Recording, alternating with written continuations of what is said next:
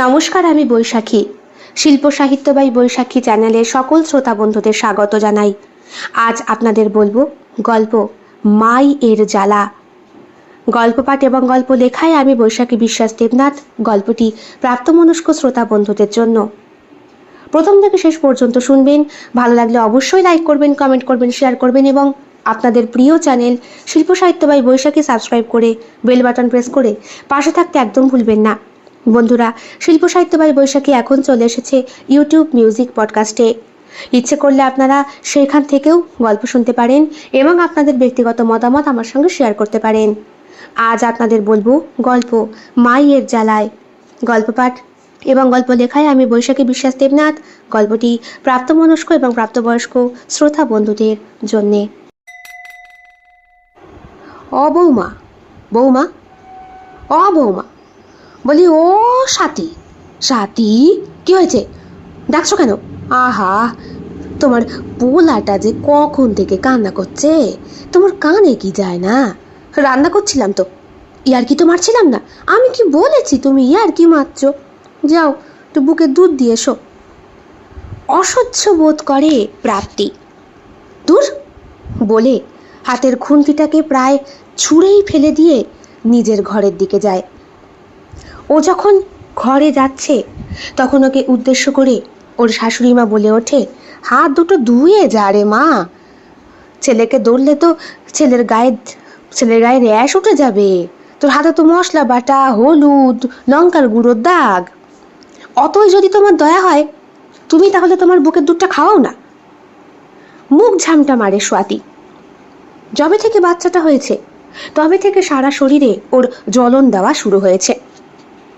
প্রথম যখন পোয়াতি হয় তখন সবাই মিলে বেশ আদিক্ষেতা করে বলেছিল, বিয়ের বছর ঘুরতে না ঘুরতে একটা বাচ্চা কাচ্চা নিয়ে নিবি, বড় করার দায়িত্ব আমাদের।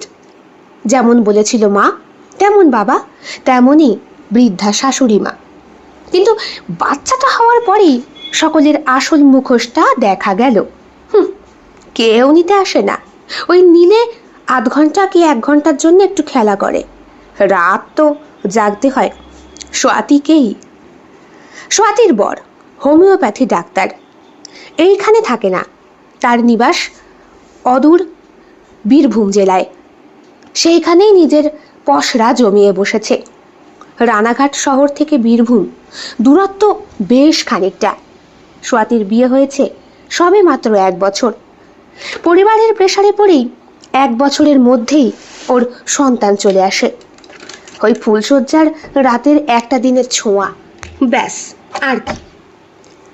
ঘরের ভেতর ঢুকে অসহ্য বোধ হয় তার। ছেলেটার বয়স মাত্র 2 মাস। 2 মাস বয়স হলে কি হবে? এই 2 মাসের মধ্যেই স্বাতীকে একেবারে ছিবড়ে করে দিয়েছে। জন্মানোর পরপরই একদম ঘুমাতো না। নার্সিংহোম থাকতেই এই উৎপাত। ভেবেছিল বাড়ি আনার পরে সব ঠিকঠাক হয়ে যাবে, কিন্তু এই ছোড়া দেখি দুপুরেই ঘুমোয় রাত্রেবেলা জেগে থাকার জন্য। কাঁদছিস কেন ম্যামা করে? হ্যাঁ, কাঁদছিস কেন? চোখে দেখতে পাস না আমি যে রান্না করতে গেছি? ছোট্ট অবুঝ বাচ্চাটা আবার কান্না করে ওঠে। 2 মাসের বাচ্চা, এখনো ঠিক করে চোখের দৃষ্টিটাই ফোটেনি। সে কিনা বুঝবে মা রান্না করছে। একটা কালো রঙের মাটির ডেলা পড়ে রয়েছে বিছানার ঠিক মাঝখানে, দুদিকে কোলবালিশ দিয়ে ঘেরা। তার নিচে পাতা রয়েছে প্লাস্টিক এবং কাঁথা। স্বাতী আয়নার সামনে দাঁড়িয়ে নিজেকে যখন দেখত তখন বিভোর হয়ে তাকিয়ে থাকত। স্বাতীর মাথায় এক গোছা ঘন কালো কোঁকড়া চুল, চোখের মণি দুটো বিড়াল চোখের মতো, ভ্রুগুলো যেন ধনুকের মতো বাঁকা, টিকলো নাক, পাতলা ঠোঁট। মাথার চুলগুলো কপাল বেয়ে এমনভাবে নেমে এসেছে যেন একটি প্রতিমা মাত্র। গলায় 3টে ভাঁজ পড়ে। গায়ের রং গৌরবর্ণা। যেই রঙের শাড়ি পরুক না কেন সব রঙেই তাকে মানায়। হাত পায়ের গড়ন নিটোল, বক্ষ থেকে নিতম্ব, সবটাই যেন কোনো কারিগর নিখুঁতভাবে ভরা মাটি দিয়ে ওকে গঠন করেছেন। অসহ্য বোধ হয়। শাড়ির আঁচলটা সরিয়ে দিয়ে বুকের দুধটা বার করে বাচ্চাটাকে প্রায় আছাড় মেরেই কোলের মধ্যে তুলে নেয় স্বাতী। আর তারপর ওর মুখের মধ্যে দুধ ঢোকাতে গিয়ে প্রায় নাকের মধ্যেই ঢুকিয়ে দিচ্ছিল অমন সময় শাশুড়ি মা এসে বললেন, ওকি ওকি ওকি করিস কি মা? নাকে দুধ ঢুকে গিয়ে বাচ্চাটার শ্বাস না নিতে অসুবিধা হবে তো। মনে মনে স্বাতী বলে, হোক গে, ছাতা ভাল লাগে না। শাশুড়ি মা সামনে বসে থাকেন যতক্ষণ না ওনার নাতনি পরিপূর্ণ দুধ খেয়ে ঘুমোয়। এই এক জ্বালা। কেন, বাইরের লিকুইড দুধ খাওয়ালেই তো ঝামেলা মিটে যায়। প্রায় আধ ঘন্টা ধরে বুক মাই চষার পর সে ঘুমিয়ে পড়ে এবং ঘুমন্ত অবস্থায় তাকে ঠাস করে বিছানায় ফেলতেই সে আবার কেঁদে ওঠে। ওই দেখো দেখো দেখো, আমি বুঝি না বাচ্চাটার ওপরে তোর এত কিসের রাগ? হ্যাঁ, কিসের রাগ? নিঘাত আমার পাটা ভেঙেছে, তাই না হলে ওকে আমার কাছেই আমি শুইয়ে রাখতাম। গত 2 মাস হয়েছে শাশুড়ি মা পা ভেঙেছেন। আনন্দের চোটে নাতিকে দেখে হাসপাতাল থেকে ফেরার পথেই টুকটুকি থেকে নামতে গিয়ে আচমকাই পড়ে যান। আসলে নামতে গিয়ে না, চিৎকার করে পাড়া প্রতিবেশীকে বলতে গিয়ে যে আমার নাতি হয়েছে, নাতনি হয়নি। যবে থেকেই স্বাতী পোয়াতি তবে থেকেই তিনি ওই নাতিকেই চেয়েছেন। নাতনি কেন হবে না, আগে একটা নাতি হোক, তারপরে 5-6 বছর পর না হয় আরেকটা নাতনি। তবে স্বাতীর কানে কথাটা যেতেই সে মুখ ঝামটা দিয়ে উঠেছিল তার শাশুড়ি মাকে। বলেছিল, আপনি কেন বিয়ে হতে পারেননি? হ্যাঁ, আপনি কেন বিয়ে হতে পারেননি? স্বাতীর যখনই রাগ হয় তখনই শাশুড়ি মা আপনি হয়ে যায়। গত 1 বছর ধরে স্বাতীর এই পাগল করা ব্যবহার সহ্য করছেন বেচারি সারদা দেবী। বাচ্চাটাকে আলতো করে কোলে তুলে নিলেন। ওনার পায়ের প্লাস্টার কাটা হয়ে যাওয়া সত্ত্বেও পাটা অসম্ভব রকম ফুলে রয়েছে, তাই ওপর থেকে যাতায়াত করতে ওনার বড্ড বেশি কষ্ট হয়। তবুও এই ছোট্ট নাতিটার মুখের দিকে চেয়ে যাতায়াত করেন। মনে মনে ভাবলেন, আজকে ছেলে ফোন করলে ছেলেকে একটু ব্যাপারটা জানাতে হবে। আবার রান্নাঘরের দিকে স্বাতী চলে যায়। রান্না করছে তো না, যেন বাসন নিয়ে রীতিমতো যুদ্ধ করছে। ঠাস ঠাস করে এলোপাথারি বাসনগুলোকে ছুঁড়ে ছুঁড়ে ফেলছে। ভাত নামানোর সময় প্রায় ফ্যান উপুর করেই দিয়েছে মেঝের ওপরে। তাছাড়া আরও কত রকমের ব্যবহার। আচমকাই মাগো বলে চিৎকার করে ওঠে। শাশুড়ি মা ঠেলে ঠেলে নিচে নেমে জিজ্ঞেস করলেন, কি করলি? হ্যাঁ, হাতটা কেটে গেছে। ইস, দস্যি পানার মতো কাজ করলে হাত কাটবে না? আমাকে নিয়ে আসার সময় মনে ছিল না আমি যে দস্যি? বলে স্বাতী। শাশুড়ি মা খুব ভালো করেই বুঝতে পারেন কেন ওর ওপরে এত উনি রেগে যান। তার একটিই কারণ, এই সন্তানটা। স্বাতী কিছুতেই চায়নি এত তাড়াতাড়ি বাচ্চার মা হতে। সে তার শরীরকে কন্ট্রোল রাখতে ভালোবাসে, তার খাওয়া কন্ট্রোল। সে ব্যায়াম করে। এই দেহটা তার কাছে অত্যন্ত মূল্যবান। মাধ্যমিক পাশ করার পরই স্বাতীর সঙ্গে বিয়ে হয়ে যায় দুলালের। আর দুলাল আর স্বাতীকে নিয়েই সারদা দেবীর সংসার। ওনার স্বামী মারা গিয়েছে অনেক দিন হয়েছে। ঠিক যেইভাবে উনি ওনার শাশুড়িকে নিয়ে সংসার করেছে, স্বাতীকে নিয়েও ওনার সুখের সংসারটা তেমনভাবেই গোছাতে চেয়েছিল সারদা দেবী। কিন্তু স্বাতী তো সেই সুজাকের মেয়েই নয়। মা মা বলছি, তোমার ছেলে যখন ছোট ছিল তখন কি রাত্রেবেলা এরকম রাত জাগাতো? না না, আমার ছেলে তো নর্মালই হয়েছে। নর্মাল বাচ্চা আর সিজারের বাচ্চার মধ্যে অনেক পার্থক্য হয়, বুঝলি? আমার ছেলে কি সুন্দর, রাত্রেবেলা ব্যথা উঠলো আর ভোরবেলা পকাত করে বেরিয়ে গেল। চুপ করে তাকিয়ে থাকেন সারদা দেবী স্বাতীর মুখের দিকে। ছি, মুখের কি ভাষা! মাধ্যমিক পর্যন্ত পড়াশোনা করা মেয়েও একটু বুঝে শুনে কথাবার্তা বলবে, কিন্তু এ তো যাচ্ছে তাই। তবুও হেসে দিলেন তিনি, বললেন, হ্যাঁ ওই আর কি। আমার দুলাল যখন জন্মালো তখন আমার সে কি আনন্দ! আমি তো ভাবতেই পারিনি যে আমার একটা ছেলে হবে। দুলালের আগেও আমি পোয়াতি হয়েছিলাম। বাচ্চাটা পেটের মধ্যেই মরে গেছে। ছেলে ছিল না মেয়ে ছিল কিচ্ছু বুঝতে পারিনি। তারপর তোমার সৌর আমাকে ডাক্তারের কাছে নিয়ে যায়। উনিই তো নষ্ট বাচ্চাটাকে পেট থেকে ভালো হয়েছে, বেঁচে গিয়েছেন, নাহলে আমার মতো জ্বালা পোয়াতে হতো, বলল স্বাতী। রান্নাবান্না কমপ্লিট করে সে যখন স্নানে ঢুকবে ঠিক তখনই বাচ্চাটা আবার কেঁদে ওঠে। ওই হলো মরণটা আবার কাঁদছে। ছি বৌমা, নিজের বাচ্চাকে অমন বলতে নেই, মায়ের মুখের হায় লাগে। তুমি কি বুঝবা? হ্যাঁ, তুমি কি বুঝবা? সারা রাত তো ভদবতিয়ে ঘুমো, তোমার ছেলে সেও ঠ্যাং উঠিয়ে বীরভূমে পড়ে রয়েছে। হ্যাঁ, রাত তো আমায় জাগতে হয়। রাত জেগে জেগে আমার চোখের তলায় কালি পড়ে গিয়েছে, শরীরটা ভাঙতে শুরু করেছে। আর অল টাইম বুকের দুধ, বুকের দুধ চুষতে চুষতে আমার বোঁটা দুটো ব্যথা করে দিয়েছে। সব সময় বুক থেকে দুধ পড়ে, ঠিকমতো একটু সেজে গুজে ঘুরতে পারি না। একটু ভালো মন্দ খাওয়ার বুঝি তোমার অভাব? আমি তা বলিনি, ভালো মন্দ খেতে একটু বাইরেও তো যেতে ইচ্ছে করে। এমন সময় বাইরের খাবার খাওয়া ঠিক নয় বৌমা, দুধের ওপরে চাপ পড়ে। তাছাড়া মায়ের বুকের দুধ যত ভালো হবে তত বাচ্চার শরীর অসহ্য, জাস্ট অসহ্য। বলে স্বাতী আবার গটগট করতে করতে ছাদে উঠে ওর ঘরের দিকে চলে যায়। দোতলা বাড়ি, টোটাল মিলিয়ে 5খানা ঘর। ঠাকুরের জন্যে আলাদা একটা ঘর, একটা ডাইনিং স্পেস, একটা ওর শাশুড়ি মায়ের ঘর, একটা ঘর রয়েছে যেখানে ওর শ্বশুর মশাই থাকতো যখন উনি অসুস্থ ছিলেন। তখন ওনার চামড়ার একটা রোগ হয়েছিল, যাতে ছোঁয়াচে রোগে কারো কোনো কষ্ট না হয় সেই জন্য আয়া এসে ওই আলাদা ঘরেই ওনার সেবা শুশ্রূষা করতেন। অনেক অল্প বয়সেই চামড়ার রোগে মারা গিয়েছিলেন তিনি। তারপরে ওনার ব্যবসা, ওটাকে ধরে রেখেই সারদা দেবী ছেলেকে বড় করেছেন। আর ছেলে ব্যবসার কাজ তো সামলায়, প্লাস হোমিওপ্যাথি ডাক্তারগিরিও করে। বাড়িতে একটা বৌমার বড্ড অভাব। একটা বাচ্চা মেয়েকে বিয়ে করিয়ে আনার ভীষণ শখ ছিল সারদা দেবীর। একদিন মন্দিরে গিয়েছিলেন পুজো দিতে, সেইখানেই পছন্দ হয়ে গিয়েছিল স্বাতীকে। স্বাতী মন্দির চত্বরের বাইরে দাঁড়িয়ে বান্ধবীদের সাথে গল্প করছিল, আর সেইখানে উপস্থিত ইয়ং ছেলেপুলেদের দিকে তাকিয়ে তাকিয়ে হাসছিল। ছেলেগুলো ওকে দেখে বেশ টোন টিটকারি মারছিল। বুঝতে পেরেছিলেন সারদা দেবী এই মেয়েকে তাড়াতাড়ি না নিতে পারলে এই মেয়ে কোনো কুসঙ্গে মিশতে পারে।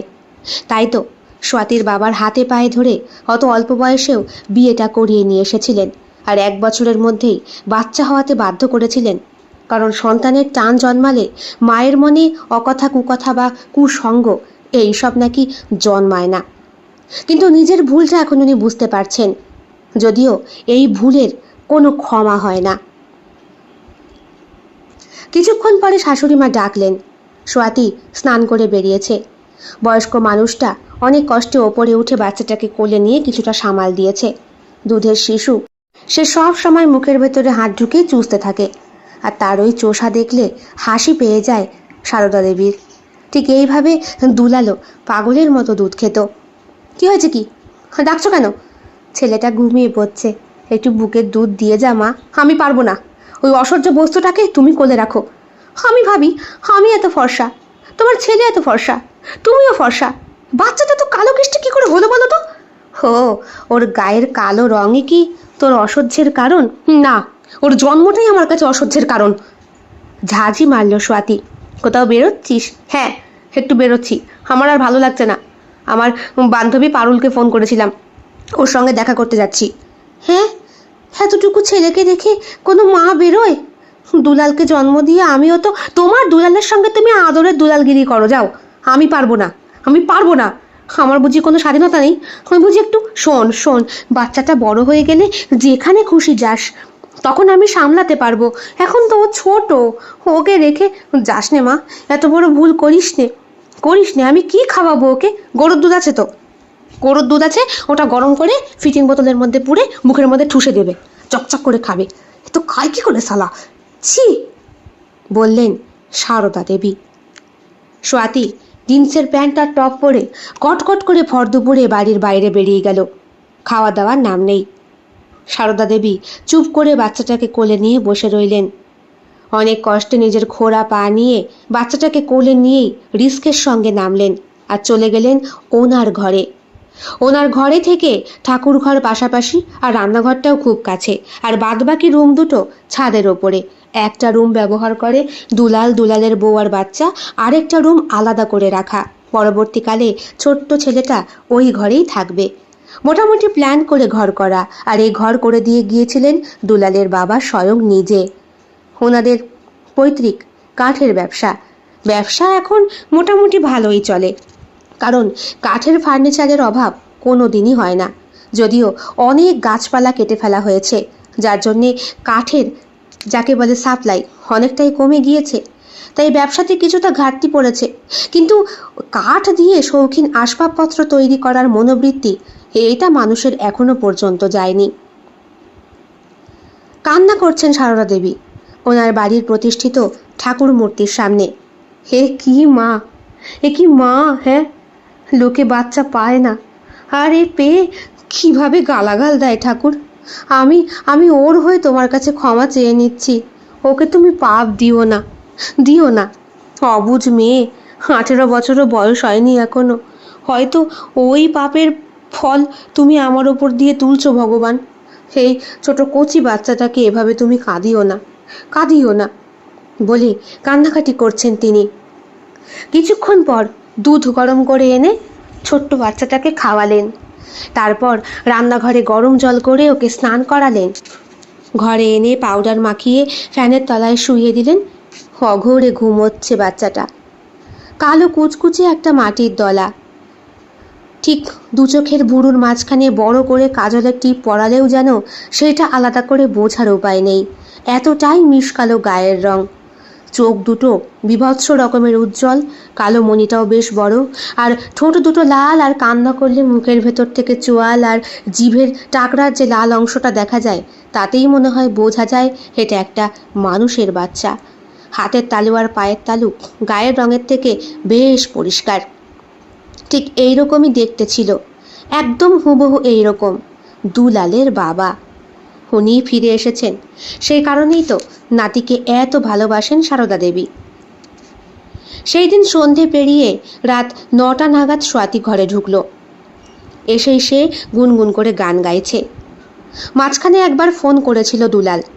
বৌমার কুকীর্তি সম্পর্কে কিছুই তিনি বলেননি। হে তো নতুন না, বাচ্চাটা জন্ম দেওয়া 6 ষষ্ঠী পেরিয়ে যাওয়ার পরই, মানে ওর শিলাই শুকানোর পর থেকেই এরকম উড়নচণ্ডী ভাবটা শুরু হয়েছে। এমন অবস্থা যেন বাচ্চা তো তোমরা হওয়াতে বলেছ, হইয়ে দিয়েছি, এবার সামলাও। মা হিসাবে কোনো কর্তব্যই যেন ওর হয় না। এতক্ষণ ধরে বাইরে ছিলিস, তোর ছেলেটা না খেতে পেয়ে? কেন? তোমাকে তো রেখে গিয়েছি, তুমি খাওয়াওনি? সে তো খাইয়েছি, কিন্তু ওই দুধে কি আর ওর ভরে রে? ও তো সবসময় একটু খেতে চায়। নে, হাত পা ধুয়ে ওকে একটু দুধ দে। পারবো না। তাছাড়া আমি ফার্মেসিতে কথা বলে ওষুধ নিয়ে এসেছি। কিসের ওষুধ নিয়ে এসেছিস? দুধ কমার। আমার জাস্ট বিচ্ছিরি লাগে, আমার এই পোশাকগুলোকে আমি পরতে পারি না, জানো তো। ওর মুখটা দেখলি সকালবেলা আমার পা থেকে মাথা অব্দি জ্বলে ওঠে। অমন করে বলিস নে মা, লোকে পায় না। আর তুই সুস্থ একটা সন্তান পেয়েই বা কী লাভ হয়েছে? তুমিই বলো। খুব যেন ঘুমোয়, আর আমাকে ঘুমোতে দেয়। অসহ্যকরভাবে কথাটা বলে উঠল স্বাতী। কিচ্ছু বলার নেই একে, ধরাছোঁয়ার বাইরে চলে গিয়েছে ওনার আদরের বৌমা, তাই চুপ করে রইলেন তিনি। রাত্রেবেলাও নাতনিকে নিজের কাছেই রেখে ঘুম পাড়ালেন, কারণ স্বাতী ঘরে ঢুকে দরজা বন্ধ করে দিয়েছে আর খোলেনি। শাশুড়ি কি খাবে বা বাচ্চাটা কি করছে খোঁজ খবর নেওয়ার কোনো বালাই নেই। দুদিন পর দুলাল এসে হাজির। রাত্রেবেলা ফোন করে ওর কাছে নালিশ করতে বাধ্য হয়েছিলেন সারদা দেবী। বলেছিলেন, বাপরে, তুই তোর বাচ্চাটাকে বুঝে নিয়ে যা। এইরকম ডাইনি মায়ের কাছে থাকলে তোর বাচ্চা যে বাঁচবে না। ও কিছুতেই তোর ছেলেকে সহ্য করতে পারে না, কিচ্ছুতেই না। আমারই ভুল হয়েছিল 1 বছরের মধ্যে বাচ্চা নিতে বলা। আমার দেখার দরকার ছিল আমার বৌমা আদেও তোর সঙ্গে চলার মতো উপযুক্ত কিনা। এসব কথাগুলো তুমি আমায় আগে কেন বলনি মা? হ্যাঁ, আমি এখন ক্লিনিক ফেলে কি করে যাই বলো তো? 7 দিন আগেও বললে আমার না হয়। দেখ না, একটু দেখ, সন্তানের আগে কোনো কিছু হয় না রে। দুলাল চলে এসেছে ছেলের টানে, আর এসেই হাত মুখ ধুয়ে বাচ্চাকে কোলে নিয়ে আগে আদর করছে। বাচ্চাটা ঘুমোচ্ছে। দুলাল বলল, এ কি মা, ওজন মনে হচ্ছে একটু কমে গিয়েছে। হ্যাঁ, ওজন কমাতে একদম ভালো না। মা দুলালের জন্য চা করছিলেন। আর সে কোথায়? সে এখনো ঘুমোচ্ছে মহারানী। আমি ওর ঘুম দেখাচ্ছি। অশান্তি করিস নে বাবা, এসে অশান্তি করিস নে। ওকে ভালোভাবে বোঝা। দেখ, বাচ্চা বয়স তো 17 বছর, এটা মাথায় রাখিস। 17 বছর হোক আর 27 বছরই হোক মা, ছোট ছোট মেয়েরা জন্ম নেয় কিন্তু এই সহজাত প্রবৃত্তি নিয়ে। ওরা ওরা ছোটোবেলায় পুতুল কোলে নিয়ে খেলা করে, দেখো না, পুতুলকে কাঁখে বসায়, বুকে দুধ খাওয়ায়। এগুলো ছোটো ছোটো বাচ্চা মেয়েদের শেখাতে হয় না, ওরা ওরা যেন জন্মই নেয় সেভাবে। এই জন্যই তো বলেছিলাম আমার একটা মেয়ে দরকার। মেয়েকে আমার শেখাতে পড়াতে হতো না, কারণ ও শিখেই আসতো। ছেলেকে এখন শেখাতে হবে, গড়তে হবে। ওসব কথা এখন বলে কি হবে? না, কেন বলবো না? তোমার তো বংশধর দরকার, বংশধর। বুঝতে পারলেন সারদা দেবী, দুলালের মনেও আঘাত লেগেছে। ছেলেটা এখন কি করবে? বাচ্চাটাকে সে ফেলতেও পারছে না, বউটাকেও ফেলতে পারছে না। যাকে বলে দুই দিকে পিষে মরছে দুলাল। ছেলেকে কোলে নিয়েই সে ওপরে যায়। মা, তোমার কষ্ট করে ওপরে নিয়ে আসতে হবে না চা, তুমি খাও, আমি ঠিক নিচে নেমে এসে খাবো। স্বাতী, হ্যাঁ স্বাতী, স্বাতী। ও যা যাই। দরজা খুলে, এ কি, তুমি কখন এলে? এসেছি ঘন্টা দুয়েক হলো, ভোরবেলায় পৌঁছেছি। তা মহারানীর এখন ঘুম ভাঙলো? এইটুকু ছেলেকে মায়ের কাছে শুইয়ে দিয়েছো? হ্যাঁ, যদি 2 মাসের জায়গায় 2 বছর বয়স হতো তাহলেও না হয় মানতাম। তুমি নাকি ওকে দুধ টুধ খাওয়াও না, কোল ছেড়ে রাখো, ওকে সহ্য করতে পারো না। হো, তোমার কানে লাগানো হয়ে গেছে? মিল সে কথাকার। কি বললে? তোমায় বলিনি, তোমার মাকে বলেছি। অসভ্য মেয়ে ছেলে। আমি কোথায় আমার বাচ্চাকে অযত্ন করি? আমি তো বরং বললাম মা রাত্রেবেলাও আমার কাছে থাক। তা না, তোমার মাই তো নিয়ে গেল, বললো গরুর দুধ আছে গরম করে খাওয়াবে। আমার কিনা বুকের দুধ টপ টপ করে পড়ে দেখো দেখো বুকটার কি হাল হয়েছে। নির্লজ্জের মতো বুকের সামনে থেকে শাড়ির আঁচলটা সরিয়ে দিয়ে তার মাই দুটোকে দেখানোর চেষ্টা করে স্বাতী।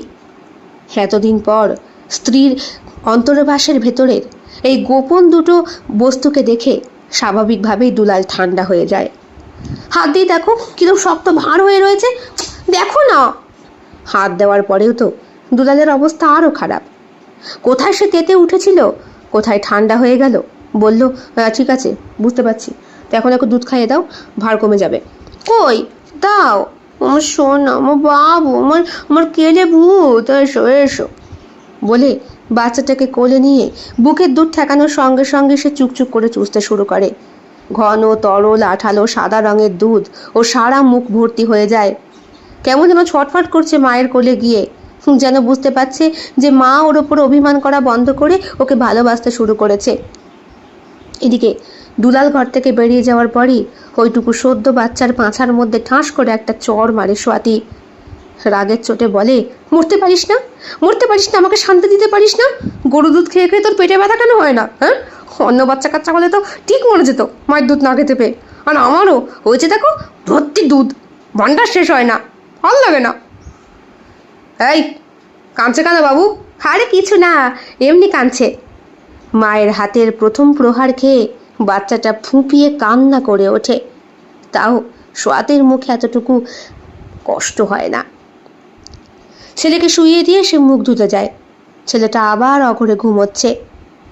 দুলাল সারাদিন বাড়িতে ছিল, মায়ের সাথে টুকটাক কথা হয়েছে। স্বাতী আনন্দের সহিত অনেক পদ রান্না করেছে, পাকে পাকে ছেলেকে দুধও খাইয়েছে, স্নান করিয়েছে, ঘুম পাড়িয়েছে। এইরকমই তো চায়, ঠিক এইরকমই তো চায় যে সারদা দেবী ওরা ভালো থাকুক, সুখে থাকুক। পরের দিন বিকেলবেলা দুলালের ক্লিনিকে ফেরার পালা।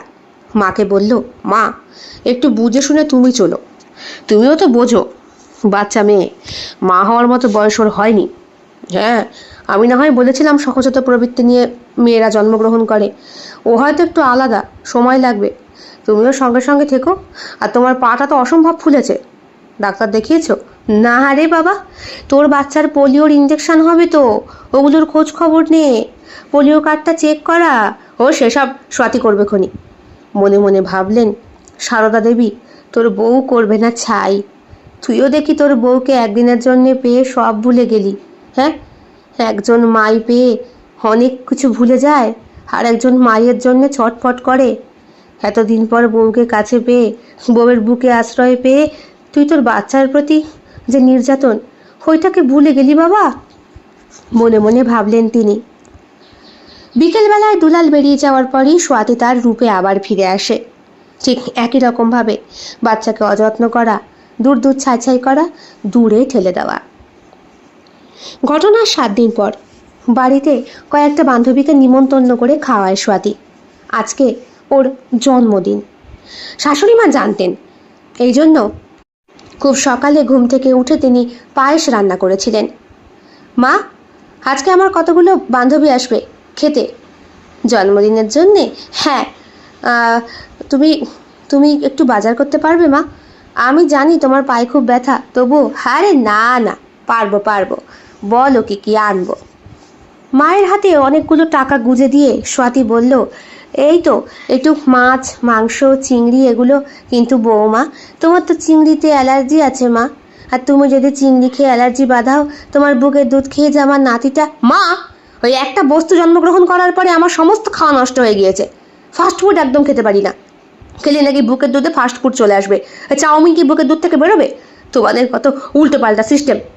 আমি যেটা বলছি সেটা নিয়ে এসো, নাহলে কিন্তু আমি কুরুক্ষেত্র বাঁধাবো। না না না না না, তোমার কুরুক্ষেত্র বাঁধাতে হবে না বাপ, দাও দাও, কি আনতে হবে বলো। খুঁড়িয়ে খুঁড়িয়ে উনি বাজারের দিকে গেলেন। এই বাড়িটা বাজারের থেকে খুব একটা দূরে নয়, কয়েক পা এগোলেই বেশ জমাটিয়াল বাজার। পাঁচিল দিয়ে ঘেরা অসংখ্য গাছগাছালির মাঝখানে একটা উজ্জ্বল সাদা রঙের বাড়ি, আর তার মাঝখানে মাঝখানে বিভিন্ন রকমের ফুলের স্টিকার বসানো। দূর থেকে দেখে অসম্ভব সুন্দর লাগে এই দোতলা বাড়িটাকে। যারা তৈরি করেছিল তারা বোধহয় অত্যন্ত আধুনিক ইঞ্জিনিয়ার প্ল্যান নিয়ে পড়াশোনা করেছে। তৎকালীন সময়ের এত সুন্দর বাড়ি খুব কম দেখা যায়। বাড়ির সামনের দিকটা বড় বড় দুটো থাম রয়েছে, রাজা মহারাজাদের প্রাসাদ সম যেরকম হয়। থাম দুটোর চারিদিক থেকে রয়েছে সুন্দর ব্যালকনি। এই ব্যালকনিটা গোটা বাড়িটাকে ঘিরে রেখেছে। মাঝখানের মধ্যে ঘরগুলো অবস্থিত। অনেকটা জায়গা নিয়ে এবং অনেকটা পাঁচিল দিয়ে ঘেরা এত বড় বাড়ির মালকিন হওয়া সত্ত্বেও স্বাতীর মনের ভেতরে সন্তানের প্রতি এতটুকু মায়া বা দরদ জন্মায় না। সে কেন ভুলে যায় বাচ্চাটা বড় হয়ে গেলেই তো ঝাড়া হাত পা, তখন সে আবার তার মতো করে চলাফেরা করতে পারবে। যতদিন শিশু শৈশব থাকছে ততদিন তারও তো মাতৃত্ব উপভোগ করার অভিনব সময়, নিজেকে ছোটবেলা থেকে দর্শন করার সময়, ঠিক সেইভাবে যে নিজে বড় হয়েছে সেইটা উপলব্ধি করার সময়, যেইভাবে তার মা বাবা তার জন্য কম্প্রোমাইজ করেছে সেইটা বোঝার সময়। স্বাতী সেগুলোর তোয়াক্কা করে না। ঘরে এসে দেখে ছেলেটা ঘুমোচ্ছে। হাতের মধ্যে বালিশ নিয়ে স্বাতী দাঁড়িয়ে রয়েছে। এই তো, মাও বাড়িতে নেই, কেউ নেই। দুলাল চলে গিয়েছে, আজ 7 দিন হলো। ফোন করেছিল, ফোন করে হ্যাপি বার্থডে উইশ করেছে, বান্ধবীদের নিমন্ত্রণ করে খাওয়াতেও বলেছে, কিন্তু সে নিজে আসতে পারবে না। সে এতটাই কর্মব্যস্ত। বিয়ের পরে যাও সে ভালোবাসত বউকে, সেই ভালোবাসাও চলে গিয়েছে বাচ্চা হওয়ার পর। এখন প্রত্যেক মাসে একটা মোটা অঙ্কের সেভিংস বাচ্চার জন্য জমানো করতে গিয়ে দুলাল ভুলে গিয়েছে তার স্ত্রীকে। বুকের ভেতরে অনেকটা অভিমান জমে রয়েছে স্বামীর প্রতি, তাই সবটাই যেন এই বাচ্চার ওপর দিয়েই তুলতে হবে। হাতের বালিশটা বাচ্চাটার একদম নাকের কাছে নিয়ে এসেছে স্বাতী। হাত দুটো কাঁপছে, তার সঙ্গে চোখ দুটো অসম্ভব লাল। ইচ্ছে করছে এক্ষুনি মুখের মধ্যে চাপা দিয়ে। ভাগ্যিস ঠিক সেই সময় সারদা দেবী চলে এসেছিল। নিচ থেকে ডাকলেন বৌমাকে এবং বালিশটাকে পাশে রেখে দিয়েই স্বাতী চলে গেল নিচে। এই তো চলে এসেছ, এত শিগগিরই? হ্যাঁ, ওই খোকনের দোকান থেকে নিয়ে এলাম ভালো মুরগি, দেশি। স্বাতী সারাদিন রান্না করে, বিকেলে বান্ধবীরা আসবে, আর পাকে পাকে দুধ খাওয়ায় ছেলেটার ঠাকুমা। সন্ধেবেলায় স্বাতী নিজেই বাড়িটাকে বেলুন দিয়ে সাজায়। ওর বান্ধবীরা এসেছে এক এক করে, সবাই ঘরের ভেতর ঢুকছে, আনন্দ করছে, বার্থডে উইশ করছে, কিন্তু ছোট্ট বাচ্চাটাকে দেখার কথা কেউ একবারও মুখে উচ্চারণ করছে না। ছেলেকে রেখে এসেছে ওর মায়ের ঘরেই। মা ছেলেকে গরু দুধ খাইয়েই ঠান্ডা রাখার চেষ্টা করছে। এই কদিনে বাচ্চাটার চেহারার বেশ খানিকটা পরিবর্তন হয়েছে। মা হয়েও কি সে বোঝে না? নেহাত বৌমার আজকে জন্মদিন, তাই দুটো কটু কথা ওকে শোনাতে ইচ্ছে করছে না, কারণ বৌমার মধ্যেই তিনি মেয়েকে খুঁজে পেতে চেয়েছিলেন। উনি এখনও মনে মনে ভাবেন ওনার প্রথম সন্তান বুঝি একটা মেয়েই হয়েছিল, তারপরে জন্ম নিয়েছে দুলাল। সেই অনাগত প্রথম বাচ্চাটা ওনার পেটের ভেতরেই মারা গিয়েছিল। রাত 9টা নাগাদ ওরা যখন খাবার টেবিলে খেতে বসে, হঠাৎ করে কোলে নিয়ে বাইরে এসে বাচ্চাটাকে দাঁড়ান সারদা দেবী। এ কি, তুমি ওকে নিয়ে বাইরে বেরিয়েছো কেন? হুমা, তোর একটা বাচ্চাও আছে, আমাদেরকে বলিসনি তো? সারদা দেবী আকাশ থেকে পড়লেন। হ্যাঁ, তোমরা বুঝি 1 বছর ধরে বান্ধবীর সাথে দেখা সাক্ষাৎ করনি? মাসিমা, করেছি, কই বুঝতে পারিনি তো ও যে পোয়াতি, তো কখনো বলেনি। তাছাড়া যে সমস্ত ছবি সোশ্যাল মিডিয়ায় ও শেয়ার করতো, তার মধ্যেও তো কখনো বুঝতে পারিনি। তুই তো খুব চতুর। এই দেখি দেখি দেখি, এতক্ষণ ধরে আমরা রয়েছি, ছেলেটা একটু কাঁদলোও না। দুই বান্ধবী এগিয়ে যায় বাচ্চার দিকে, আর ওরা বাচ্চাটাকে নিয়ে আদিক্ষেতা করছে বলে গাটা অসম্ভব জ্বলে ওঠে সোয়াতির। এই তোরা খেয়ে নে, খাবার ঠান্ডা হয়ে যাচ্ছে। আরে দাঁড়া, দেখি মাসিমা একটু কোলে দিন না। খুব খুশি হলেন সারদা দেবী। তাকিয়ে রইলেন তিনি সোয়াতির দিকে। ওনার তীক্ষ্ণ চোখের দৃষ্টি সোয়াতিকে শাসন করছে, বলছে, দেখ, দু চোখ মেলে দেখ, মেয়ে মানুষ এরকম হয়, দেখ, পরের বাচ্চাকে দেখলেও তাদের দরদ উঠলে ওঠে, দেখ। কিন্তু না, সোয়াতি তখনও দাঁড়িয়ে দাঁড়িয়ে দাঁত কটমট করছে। পারলে শাশুড়িমাকে এক্ষুনি গলা ধাক্কা দিয়ে ফেলে দেয়, অথবা গলায় দড়ি দিয়ে ঝুলিয়ে দেয়।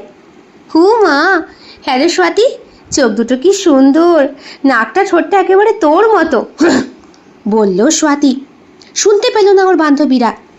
হ্যাঁ রে, কী নাম রেখেছিস? ওর তো ওর নাম তো এখনো, চট করে ঠাকুমা বললেন, জয়দ্রথ। বাহ, সুন্দর নাম, খুব সুন্দর। বার্থ সার্টিফিকেটেও ঠাকুমা এই নামটাই লিখেছিলেন। নিজের ছেলের কি নাম সেইটা পর্যন্ত সোয়াতি মনে রাখার চেষ্টা করে না। কি সুন্দর, সুন্দরে কি দেখলি? হুমা, সুন্দর না? ভালোই তো লাগছে। আচ্ছা মাসিমা, মেসোমশাই বুঝি এরকম ছিল, এরকম কালো? ভালোভাবেই কিন্তু বলল বান্ধবীগুলো, তাই ভালোভাবেই উত্তর দিলেন সারদা দেবী। হ্যাঁ, ঠিক ধরেছ। কি করে বুঝলে?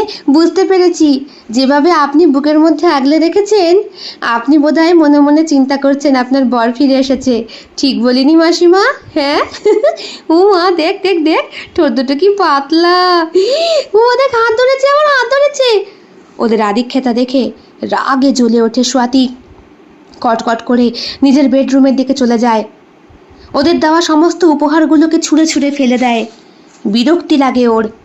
পরনের শাড়িটাও ইচ্ছে করছে খুলে ফেলে দিতে। আজকে বিয়ের গয়নাগুলো পরে সে সেজেছিল। বাবা মা আসে না আজ কতগুলো দিন। বলেছে একেবারে ছেলের অন্নপ্রাশনে আসবে। বাবা মা এখানে থাকেন না, থাকেন অনেক দূর, সেই পশ্চিম মেদিনীপুরে। বেশ কিছুক্ষণ পর ওরা বাচ্চাটাকে নিয়ে আদর টাদর করে খেতে বসলো। সোয়াতি তখনও নেমে আসেনি। ছোট্ট শিশুটাকে ঘরে শুইয়ে দিয়ে শাশুড়িমা নিজেই খাবারগুলো বেড়ে দিলেন। ওরা খাবার দাবার খেয়ে সোয়াতির সঙ্গে দেখা করে চলে গেল। এইবার সোয়াতি নেমে এলো তার আসল রূপ নিয়ে। কি দরকার ছিল, কি দরকার ছিল ওই কালো পেটনিটাকে সামনে আনার? হ্যাঁ, কালো ভূত সহ্য করতে পারি না আমি। অমন করে বলিস না বৌমা, অমন করে বলিস না। তোর কোল জুড়ে এসেছে। শোন, আমারও একটা এসেছিল বিয়ের পরপরই। হ্যাঁ, প্রথম থেকেই চাইনি তো, তাই পেটের ভেতরই নষ্ট হয়ে যায়। তারপরেরটা যখন এলো তখন ঠাকুরের কাছে অনেক মানত করেছিলাম, ছেলে হোক মেয়ে হোক একটা সুস্থ দিও। আগেরটাকে তো ইচ্ছা করেই পেটের ভেতরে মেরে ফেলেছি। মায়ের হায় লাগে রে, মায়ের হায় লাগে। শাশুড়ি মায়ের কোনো কথাই সোয়াতির কানে যায় না। সে পা থেকে মাথা অবধি যেন জ্বলে উঠছে বারবার। সামনে দাঁড়িয়ে থাকা শাশুড়ি মাকে ইচ্ছে করছে গিলে খেয়ে নিতে। তুই আমায় যা খুশি কর, ছেলেটাকে ছেড়ে দে মা, ছেড়ে দে, ওকে একটু বড় করে দে, তারপরে ওকে নিয়ে আমি চিরদিনের জন্য বৃন্দাবন চলে যাব। দুলালকে বলবো, আমার সংসার ধর্ম অনেক হয়েছে, এবার তোর ছেলেটাকে নিয়ে আমায় থাকতে দে, আমার নাতিকে নিয়ে আমি থাকতে পারবো। সোয়াতি চুপ করে তাকিয়ে থাকে। অমন করে দেখিস না রে অবাগির বেটি, আমি তোর বাপ মাকে খবর দেবো, দাঁড়া, মনে মনে বললেন সারদা দেবী। ঠিক দিন তিনেক পর সোয়াতির বাবা মা আচমকা এসে হাজির। সোয়াতি, মা কোথায় গেলি? বাপি, বাপি তুমি এসেছো? বাপি, বাপি, জড়িয়ে ধরল সোয়াতি। সে নিজের ঘরেই ছিল। বাবার ডাকে নিজেকে আর আটকে রাখতে পারল না। এতদিন কেন আসনি? আমার এখন খোঁজই তোমরা রাখো না, আমাকে একটু ভালোবাসো না। যত ভালোবাসা তোমাদের এরকম দাদার জন্য। দেখেছো, মেয়ে অভিমান করেছে। তোর মাকে আমি কত বলেছি, চলো মেয়ের সঙ্গে একটু দেখা করে আসি। তোর মায়ের এক কথা, একেবারে নাতির অন্নপ্রাশনের সময় যাব। কেন, আমার সঙ্গে বুঝি দেখা করতে আসতে নেই, আর তুমি মায়ের কথা শুনলে? অভিমান করে কথাটা বলল স্বাতী। মা তখন বললেন, কই আমার আদরের নাতি কই? মেয়ের সাথে কথা না বলে উনি সরাসরি চলে গেলেন নাতির খোঁজ করতে। এতে আরও বেশি রাগ হলো স্বাতীর। বাহ, এই কদিনের মধ্যে আমি পর হয়ে গেলাম। উনি সরাসরি গিয়ে ঢুকলেন সারদা দেবীর ঘরে, কারণ সারদা দেবী ওনাকেই ফোনটা করেছিল। বিয়ান, কদিনের জন্য আপনার মেয়ের বাড়িতে একটু আসেন, ওর সঙ্গে একটু দেখা করে যান। ওর মনের মতিগতি ভালো নেই, ছেলে মানুষ তো, একটু বুঝিয়ে সুজিয়ে যান। বাচ্চার মা হয়েছে, এখন ওর কত দায়িত্ব। ও কিছুতেই আমার কথা একটু শোনে না। আমি যে ডেকেছি খবরদার বলবেন না কিন্তু। স্বাতীর মা সবটাই জানতো, কারণ নার্সিংহোমে থেকেই উনি স্বাতীর উৎপাটাং হারকাত দেখেছিলেন। ঠিক আছে, আমরা আসছি। কই দেখি। তারপরে এই অবস্থা। নাতিকে কোলে নিয়ে তিনি ওপরে গেলেন। হ্যাঁ রে স্বাতী, কি গো স্বাতী কোথায়? ওই তো। কেমন আছিস মা? সেই খোঁজ তোমার না নিলেও চলবে মা, তুমি তো আমায় দেখতে আসোনি, এসেছো তোমার নাতিকে দেখতে। আচ্ছা মুশকিল তো, তুই কেমন মা? হ্যাঁ, তুই মা হয়ে নিজের বাচ্চাকে হিংসে করিস? তোর বাচ্চাকে যদি ভালোই না বাসি, তুই আমাকে ভালোবাসবি? ভালোবেসে ঢের হব। ওই কালো ভূতটাকে আমি একদম পছন্দ করি না, জঞ্জাল একটা। যবে থেকে জন্মগ্রহণ করেছে তবে থেকে আমার হাড় মাছ জ্বালিয়ে খাচ্ছে। একটা দিন রাত্রেবেলা ঘুমোয় না, একটা দিন না। আর শাশুড়ি মাও সেরকম একটা ঢেমনি মেয়ে ছেলে, সারাদিন নিজের কাছে রেখে দেবে, সে বেলা অসুবিধা নেই। রাত্রেবেলা এসে কুকিয়ে কুকিয়ে আমার কাছে দিয়ে যাবে, বলবে কি না রাত্রে ঘুম না হলে ওনার নাকি শরীরে অস্বস্তি হয়। আরে কানি, আমার অস্বস্তি হয় না নাকি? নিজের শাশুড়ি মা সম্পর্কে এরকম বাজে বাজে কথা বলতে তো লজ্জা করছে না? বললেন স্বাতীর মা। তাকিয়ে রয়েছেন স্বাতীর মায়ের দিকে স্বাতীর বাবা মৃন্ময় বাবু। আহ, মেয়েটাকে বকছো কেন? একেই বাচ্চা বয়সে বিয়ে, আমি তো দিতেই চাইনি। মাধ্যমিকটা পাশ করার পরই মেয়েকে ঘুরিয়ে দিলে। এখনকার দিনে এত অল্প বয়সে কেউ বিয়ে করে না, আর বাচ্চা হওয়া তো দূরস্থ। তুই কি চাইছিস বলতো? আমি এখন চাইছি বাপি তোমার কাছে গিয়ে থাকতে। আমি নতুন করে জীবনটাকে আবার শুরু করতে চাই। আমি পড়াশোনা করতে চাই, আবার বান্ধবীদের সঙ্গে মিশতে চাই। ঠিক আছে, তুই সবটাই করিস, সবই করিস। ছেলে একটু বড় হোক, ও হাঁটতে শিখুক, একটু বাইরের খাবার খেতে শিখুক, তারপরে আমি আর তোর শাশুড়ি এই দুইজনে মিলে ওকে বড় করে দেবো। হ্যাঁ, তোমাদের যত লেকচার, এরপরে যখন আরেকটু বড় হবে তখন কি বলবে? এই সময় পড়াশোনা করবি, তোর বাচ্চার পড়াশোনা আছে না, ওর ভবিষ্যৎ আছে না। আর তোমাদের জামাই, সে তো আমাকে সময় দিতেই পারে না। তার এখন বাচ্চার জন্য সেভিংস করতে হবে, অ্যাকাউন্ট করতে হবে, সেখানে লাখ লাখ টাকা গোছাতে হবে। জানো, প্রত্যেক মাসে মাসে 20,000 না কত হাজার করে সে জমায়, যাতে পরবর্তীকালে বাচ্চার অ্যাকাউন্টে রীতিমতো লাখ লাখ টাকা জমে যায় এবং সে উচ্চশিক্ষায় শিক্ষিত হতে পারে। আর এদিকে আমি বিয়ে হয়েছে 1 বছর হতে আসলো, আমাকে দামি উপহার কখন দেয়নি। অসহ্য বোধ করে কথাটা বলল স্বাতী। মা তাকিয়ে রয়েছেন। আশা দেবী ওর দিকে এমনভাবে তাকিয়ে রয়েছেন যেন পারলে ওকে গিলে খান। তুই যখন জন্মেছিলি তখন কিন্তু আমার বয়স 16 বছরই ছিল। 14 বছর বয়সে তোর বাবা আমাকে বিয়ে করে আনে, 15 বছর বয়সে তোর দাদা হয়, আর 16 বছর বয়সে তুই হোস। তোরা হওয়ার পরে যদি তোদেরকে নিয়ে আমি ঠিক এরকম করতাম, তাহলে তোরা এত দূর আসতে পারতিস? মানে এরকম স্বাধীনভাবে কথা বলতে পারতিস, ঘোরাফেরা করতে পারতিস? কোথায় থাকতো তোর ফুর্তি? কোথায় থাকতো তোর কিটি পার্টি, তোর বন্ধু বান্ধবী? তোকে যদি আমি জন্মই না দিতাম, যদি ভাবতাম তোর দাদা হয়েছে ওই একটা সন্তানই সই, আর দরকার নেই, পেটের মধ্যেই তোকে যদি। খবরদার, আমার মেয়েকে তুমি কিচ্ছু বলবে না, বললেন মৃন্ময় বাবু। যা বলার আমাকে বলো, ওকে কিচ্ছু বলার অধিকার তোমার নেই। কেন? কেন বলবো না? ও বুঝি আমার মেয়ে নয়? হ্যাঁ, নিশ্চয়ই তোমার মেয়ে। ভালো কথা বলবে, খারাপ কথা কেন বলবে? অন্যায় করছে তাও তুমি ওকে প্রশ্রয় দিচ্ছ? না, কিছুই প্রশ্রয় দিচ্ছি না। অন্যায় ওর উপরে আমরা করেছি। মেয়েটা সবে মাধ্যমিক দিল, ওকে আমরা ঠিকমতো উঠতে পর্যন্ত দিলাম না, ধরে বেঁধে ওকে বিয়ে দিয়ে দিলাম। তুমিও তো বারণ করতে পারতে যখন বিয়েটা হলো তখন। কেন বারণ করতে পারিনি সেই কারণটা তুমি জানো না? ও, এখন দোষ আমার? তুমি যে কি ধরনের লোক, কোনো সিদ্ধান্ত নিজে নাওনি আজ পর্যন্ত। যা কিছু করেছো আমার ঘাড়ে চাপিয়ে দিয়েছো, মেয়ের বিয়েটা পর্যন্ত। আমি যখন বললাম তখন বললে তোমার যেটা ভালো মনে হয় তুমি করো। কেন, তুমি বুঝি ওর বাপ নাও? তোমার কোনো সিদ্ধান্ত নেই? মেয়ে পাড়ার সব ছেলের সঙ্গে নিজের কুকীর্তি করে বেড়াচ্ছিল, আর কদিন পরই মেয়ে শুয়েও পড়তো কারো সঙ্গে। এইসব জানার পরেও তুমি এত বড় কথা বলছো? দুলাল, যার নাকি তুলনা হয় না, কত ভালো ছেলে, ছিমছাম সংসার, শাশুড়ি মা মেয়েকে মাথায় করে রেখেছেন। আমার থেকে বেশি আশকারা দেয় তোমার মেয়েকে সারদাদি, তা সত্ত্বেও তুমি। মৃন্ময় বাবু এবার হুঙ্কার মেরে আগিয়ে এলেন আশার দিকে, বললেন, বাচ্চা মেয়ে, ও কি এখনো মাতৃত্ব বোঝে? আমি কি করে বুঝতাম বলো তো? আমার পেটে যখন বাচ্চাগুলো হলো তখন তোমার এসব বোধ ছিল না? বলে বাচ্চাটাকে কোলে নিয়েই আশা দেবী চলে গেলেন সারদা দেবীর ঘরের দিকে। কি করি বলুন তো, এত অসভ্য একটা মেয়ে তৈরি হয়েছে, আমার তো ভয় লাগে বিয়ান, কখন না বাচ্চাটাকে মেরেই ফেলে। একদিন আমাকে দিয়ে বাজার করতে পাঠালো ওর জন্মদিনের দিন।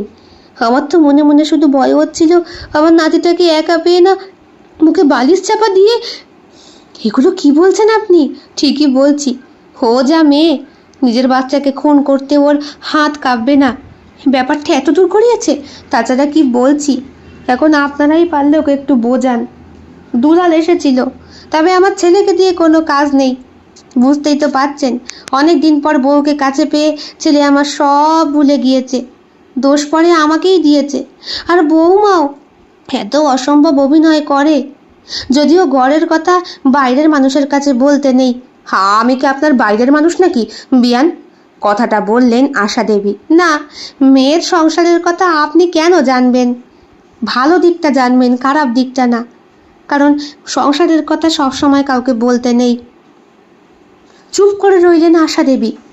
এত ভালো একজন শাশুড়ি মা পাওয়া সত্ত্বেও মেয়েটা একেবারে উচ্ছন্নে গিয়েছে। সেই দিন দুপুরবেলায় রান্না বান্না সব কিছু আয়োজন সোয়াতি নিজেই করেছিল। খাওয়া দাওয়ার পরে বিকেলবেলা ওনারা চলে যাবেন।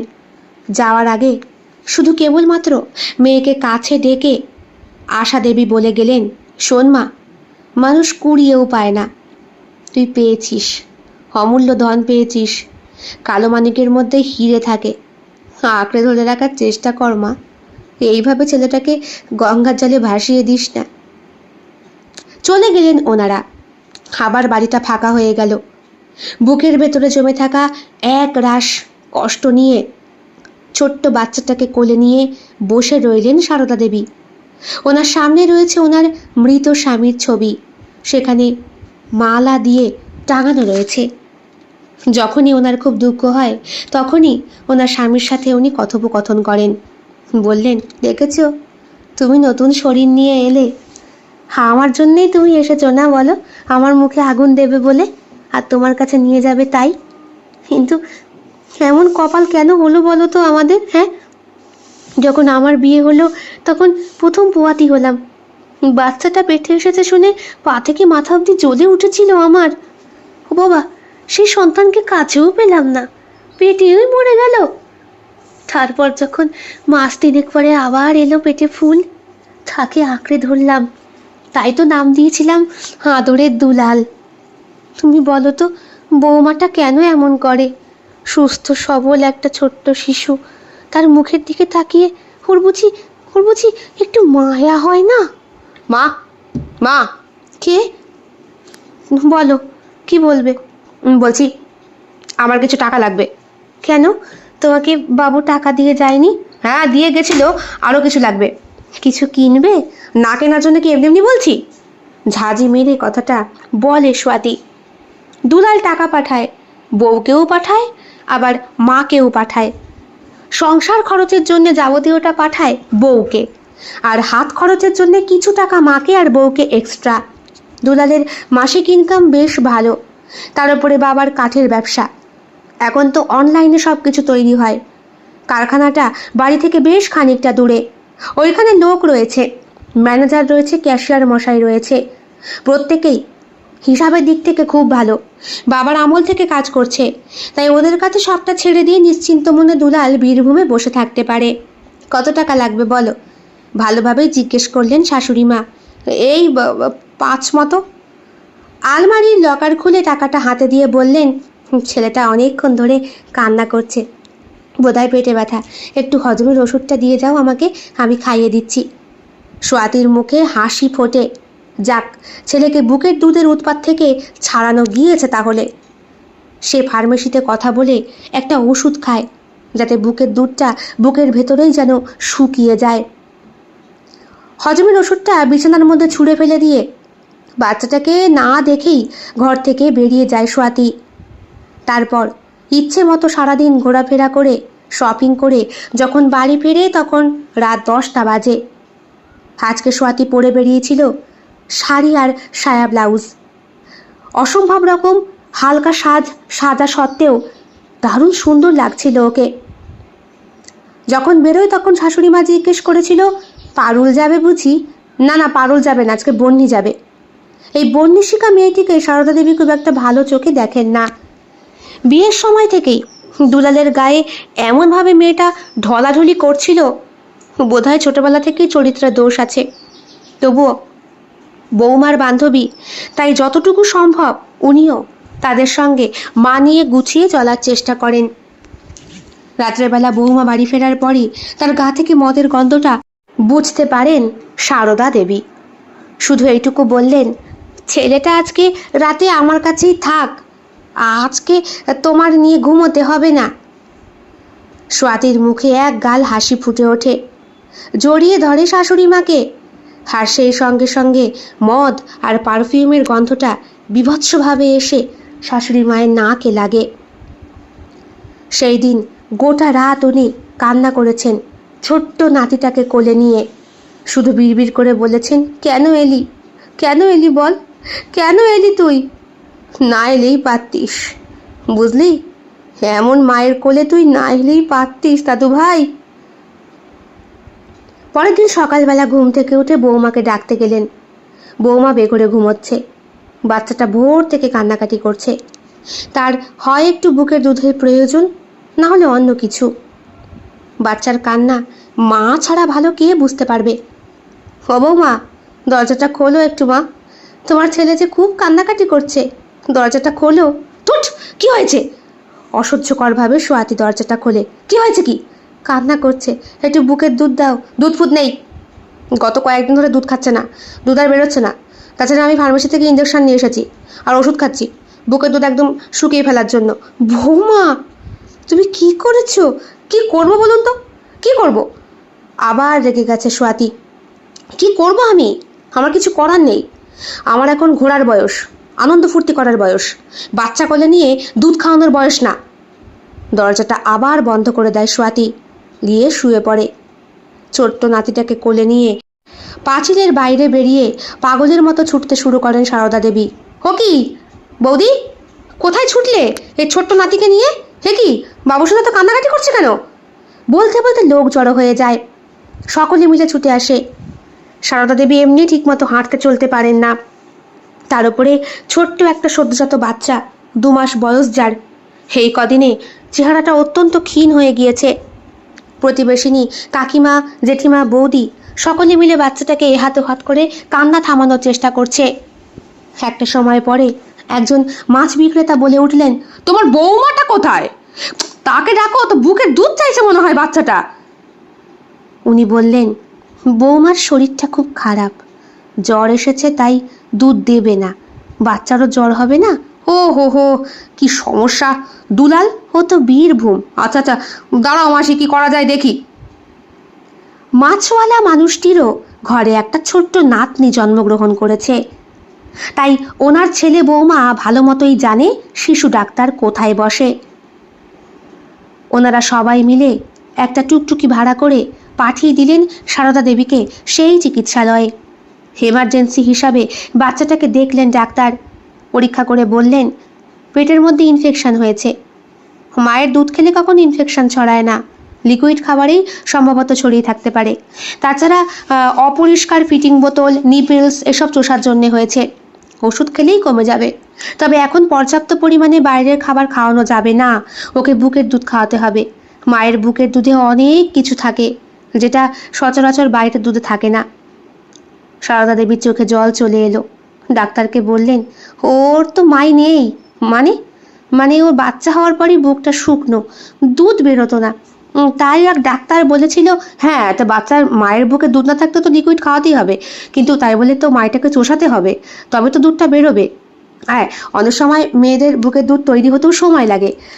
প্রোটিনযুক্ত খাবার খাওয়াতে হবে, মুসুরির ডাল খাওয়াতে হবে, লাউ শাক খাওয়াতে হবে, তাহলে তো ভরা দুধ হবে। সব রকম চেষ্টা করেছি স্যার, ও হয়নি। সারদা দেবী যে মিথ্যে কথা বলছেন পাশের বাড়ির সেই বৌদি ভালো করেই বুঝতে পারলেন। উনি নিজে দেখেছেন ছাদে গিয়ে যখন সোয়াতি জামা কাপড় মেলে, তখন ওর বুকটা কেমন যেন, বুকের ব্লাউজটা দুধের ভারে ভেসে যায়। মেয়ে ছেলে মানুষের চোখ তো অনেক দূর দৃষ্টি যায়। এমনকি ছোট বাচ্চাটাকে কোলে নিয়ে বুকের দুধ খাওয়াতে পর্যন্ত দেখেছেন জানলা দিয়ে। মাঝে মধ্যে ইনি আসতেন সারদা দেবীর বাড়িতে গল্প করতে, কিন্তু বাচ্চাটা হওয়ার পর থেকেই পাঁচিলের ভেতর থেকে সবসময় গেট বন্ধ, যেন বাইরের যে কোনো মানুষের প্রবেশ নিষেধ এই বাড়িতে। এই বাড়ির আবহাওয়া অন্য কথা বলে। দিদি, মিথ্যে কথা কেন বললেন? মিথ্যে কথা কোথায় বললাম? ওই যে বললে তোমার বৌমার নাকি বুকে দুধ নেই, আমি নিজের চোখে দেখেছি। ওসব কথা বলিস নে, ওসব কথা বলিস নে দীপা। বৌমাটা আমার রাক্ষসী, কিছুতেই ছেলেকে মাই খাওয়াবে না, কিছুতেই না। এখন এই বাইরের খাবার আর ওষুধ খাইয়েই ওকে আমার বড় করতে হবে। আমার দুলালের আদরের চিহ্ন। বলতো আমি কি করে একে গঙ্গার জলে ভাসিয়ে দিই বল? বলে কান্নাকাটি শুরু করলেন তিনি। কথাটা পাঁচখান হতে বেশি দিন সময় লাগলো না। সোয়াতিকে সবাই এখন চিচি করে, ওর বন্ধু বান্ধবী কেউ ওর কাছে আসে না। দিন দিন সোয়াতি নিজের প্রতি নিজেই যেন বেশি রাক্ষসী হয়ে উঠছে। ছেলেকে তো কিছুতেই দেখতে পারে না। ছেলে, তার কাঁথা ন্যাকড়া, এগুলোকে দেখলেই ওর গোটা শরীরটা জ্বলে ওঠে। ওর স্বাধীনতায় পরাধীনতার চিহ্ন নিয়ে এসেছে ওর এই বাচ্চাটা। সোয়াতি ঠিক করে ঘর বাড়ি ছেড়ে যেদিকে দু চোখ চায় সেই দিকেই চলে যাবে। না, দুলালের কাছে গিয়ে কদিন থাকলে কেমন হয়? ওর তো বর হয়। মাধ্যমিক পাশ করা সত্ত্বেও সোয়াতি কোনোদিন কলকাতার বাইরে কোথাও যায়নি। রানাঘাট থেকে কলকাতা যে কেউ যাতায়াত করতে পারে, কিন্তু তাই বলে বীরভূম? কোন ট্রেন ধরবে, কিভাবে যাবে, হয়তো লোককে জিজ্ঞেস করলে খুব সহজেই সম্ভব, কিন্তু সবাইকে জিজ্ঞেস করবে কেন? ও সুন্দরী শিক্ষিতা মেয়ে, মাধ্যমিক পাশ করেছে, আর লোককে জিজ্ঞাসা করা মানে তো মূর্খতার পরিচয় দেওয়া, তাই না? মা, আমি কদিনের জন্য তোমার ছেলের কাছ থেকে ঘুরে আসি, একটু আবহাওয়া বদল করে আসি। তোর বাচ্চাটাকে নিয়ে যা। আমার বাচ্চা? ও তো তোমার বাচ্চা, ও তো কতদিন ধরে তোমার কাছেই রয়েছে। তাছাড়া অসুস্থ হলেও তুমি আমাকে ডাকলে না। তোকে তো ডেকেছিলাম রে, বললাম তোর বাচ্চাটা কাঁদছে, একটু দুধ দে। ডাক্তার বললো পেটে ইনফেকশন হয়েছে। এখন যদিও আমার নাতি, তাহলে তোমার নাতিকে তুমি হ্যান্ডেল করতে শিখে গেছো, তোমার কাছেই থাকুক। আমি তোমার ছেলের কাছ থেকে কদিন ঘুরে আসি, তারপর না হয় দুলাল জানে। না না, ওকে জানিও না, সারপ্রাইজ দেবো। তুই একা পারবি? হ্যাঁ পারবো না, এখনকার মেয়ে আমি। তাছাড়া ওই উৎপাতটাকে তো সঙ্গে নিয়ে যাচ্ছি না, এখন ওকে নিয়ে গেলেই বিপদ। রাস্তাঘাটে যেখানে দুধ বের করে খাওয়াও, ট্রেনের মধ্যে বসে দুধ বের করে খাওয়াও, সম্ভ্রমহানির চান্স থাকতে পারে। আমি যাব একা, কদিন পর চলে আসবো, প্রয়োজনে তোমার ছেলেকেই নিয়ে আসবো। তাছাড়া আর তো কয়েক মাস পরই তোমার নাতির অন্নপ্রাশনের অনুষ্ঠান করতে হবে। বাবি বলে রেখেছে সোনার চেন দেবে, আর দাদা বলে রেখেছে সোনার আংটি দেবে। মনে মনে সারদা দেবী ভাবলেন, সবাই সবটা দিক, ভরিয়ে দিক ওনার নাতিকে, কিন্তু বুকের মায়েতেই তো ওর মাই ভরায় না। যা, সাবধানে থাকিস। শোনো মা, ওই বৌদিকে বলে যাচ্ছি তোমার জন্য খাবার দাবার রান্না করে দেবে, তুমি শুধু বাবু সোনাকে ডেকে রেখো। এই প্রথম ছোট্ট বাচ্চাটাকে বাবু সোনা বলে সম্বোধন করলো সোয়াতি। ছেলেটাও যেমন কেঁদে উঠল মায়ের মুখে প্রথম ডাকটা শুনে, ঠিক তেমনভাবেই সারদা দেবীর চোখেও জল চলে এলো। তাহলে কি ওনার কাছে থাকছে বলে বৌমা খুশি? যাক, বাচ্চাটাকে তো হায় দেয় না, অন্তত বাবু সোনা বলে ডেকেছে, তার মানে একটু একটু করে মনের ভেতরে মাতৃত্ব জেগে উঠছে।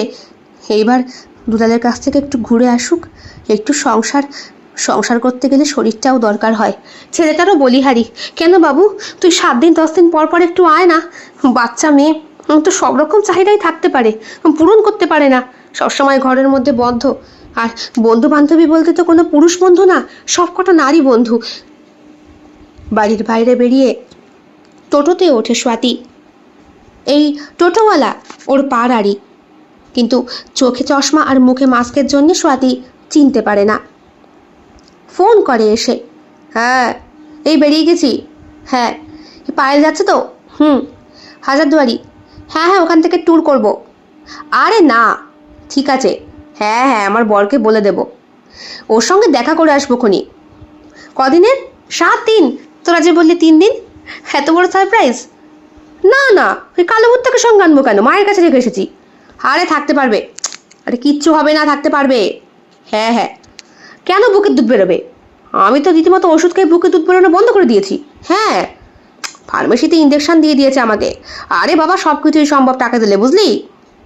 রাখছি। টোটোওয়ালা ওকে স্টেশন অবধি পৌঁছে দেয়, ভাড়া নিয়ে ছেড়ে দেয়।